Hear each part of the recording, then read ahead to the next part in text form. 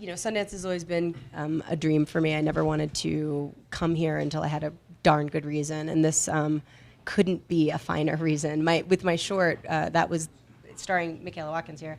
Congrats. Yeah, Worst Enemy.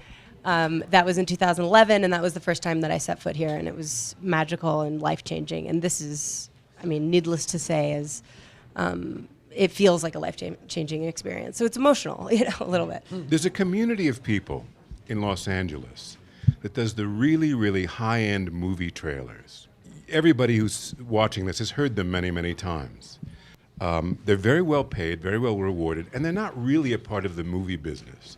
They're kind of a separate little ancillary thing away from the movie business. But they like to pretend and live as though they were absolutely essential to the movie business, with all the attendant insecurities and everything else. So they drive Maseratis, they have girlfriends with store-bought boobs, they wear pinky rings, they read the grosses like they were box scores, as if they really were movie people, even though they're not. So what this movie is about this tiny little world of people. There's a great famous person who really lived called Don LaFontaine, absolutely dominated this business. About 5 or 6 years ago, Mr. LaFontaine passed away in real life. There's a great question at the beginning of the movie is, who's going to assume the mantle? Who will be the next great voiceover god?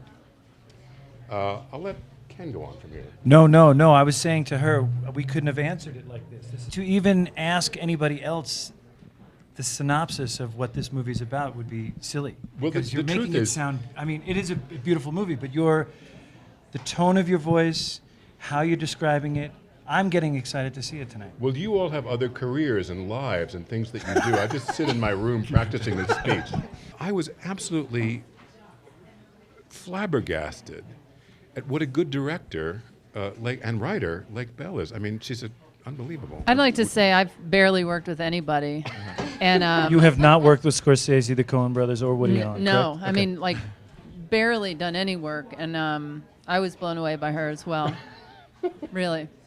My favorite thing that she would do is, because I had most of my scenes with her, and we would just be locked in this scene, and then she'd go, and cut. Okay, Yes. we need 2 books over there, and I need 1 bath. Also, can we do something about Michaela's bangs? And it's just like true. immediately That's she's true. out of this character and into the... I think the benefit, which I will say, because actually directing Children's Hospital and being in my first one that I was in was almost more difficult because I wrote this part. I wrote it for me. I knew it in and out, and it had been 3 years in the making. So I knew it so well that, and by the way, in preparation for me as an actor, I worked with an acting coach as if it was someone else's script first, and then so I had that in my head, and then being on set, I think it gave me the opportunity to then look at everybody else. I just wanted to think about nurture the whole machine. I've had to do accents. I had to do an Eastern European thing.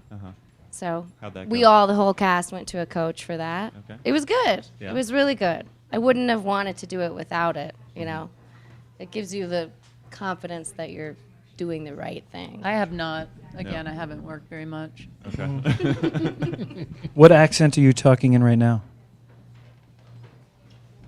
I don't know. Park City. like downtown Park City? Uptown Park City. Uptown. Yeah, there's a subtle difference between uptown Park City and downtown Park City. Uptown adjacent Park City. They're all subtle differences, but all I picked it up on distinct. the shuttle while I've been here. I didn't have a coach, but I'm pretty much nailing it. People think I live here, mainly because I haven't worked much. Do you want to you want to bring us out? You want to bring us out?